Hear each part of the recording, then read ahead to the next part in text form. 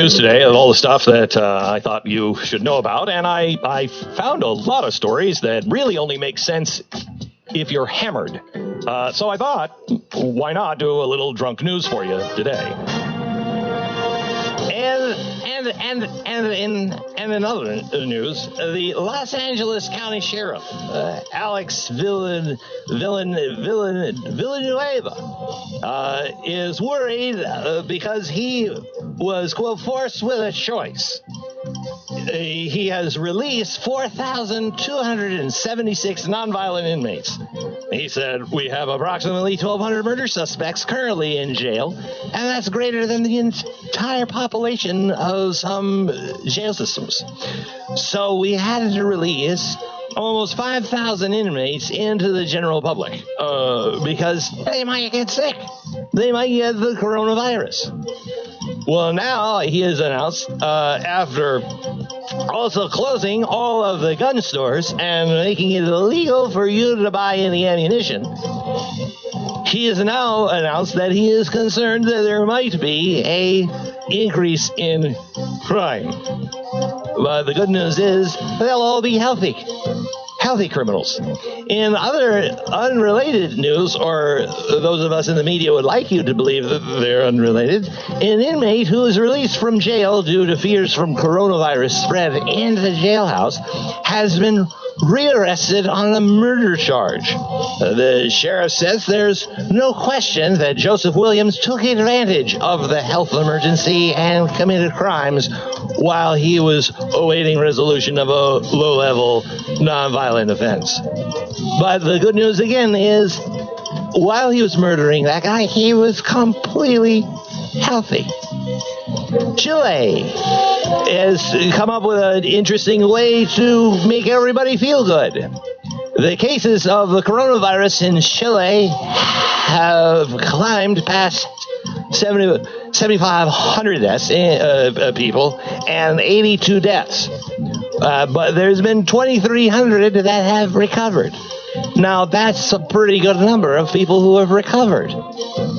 Chile, however, has announced that we now have 2,300 people who have recovered, and they are no longer contagious because 898 of them are dead. But they have not been able to spread that disease to anybody else. And they have been in that box now for at least 14 days. Remember, this is all real news, believe it or not.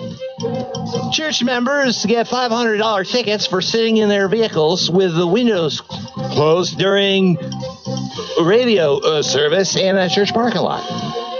This one I really don't understand because I just went to the liquor store and they delivered the liquor to me in my car and I didn't get a fine. In fact, I paid a heavy tax to the state for that liquor. I'm wondering if those are tied together at all. But what do I know? And Joe Biden says the coronavirus has helped my presidential campaign. Yes, sir, it certainly has. And finally, an update on Chris Cuomo. In fact, we have the Chris Cuomo theme. Thank you very much. So Chris Cuomo, as you know, has been very, very sick and has his own personal battle with the coronavirus. And he has now come out and said that while he is doing much better, he said, I, quote, feel better, but I'm scared by this because I'm scared by the potential of this, and it frustrates me because I can't get out of my basement.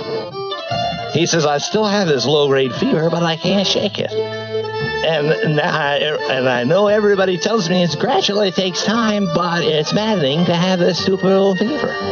He says, my breathing is getting better and stronger, but he says there's some real emotional and psychological effects that he has suffered. He said people are afraid to talk about it But I am not, said Chris Cuomo. This virus creates an emotional illness and creates head illnesses. He said, I'm telling you, it's in my head, not just figuratively in terms of messing with it, because you've been sick for a long time. And it creates some sort of brain fog and an edginess in people. And it messes with your head. And it's a deep psychological and emotional problem. And